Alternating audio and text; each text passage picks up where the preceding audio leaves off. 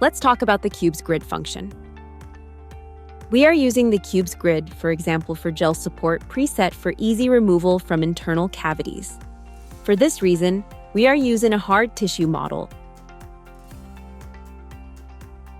The part that we are talking about is this part for internal cavities. Cube's grid function creates uniform cubes of one material in a background of another material. We can control the material of the cube and another material for the background. Each of them can be a custom material that was saved from the digital material function. We can change the spacing between the cubes, make them farther from each other, or closer. Sometimes when they disappear, we need to look for them in different slices. That means that we are in a slice of background only. And we can control the cube size, make them bigger or smaller.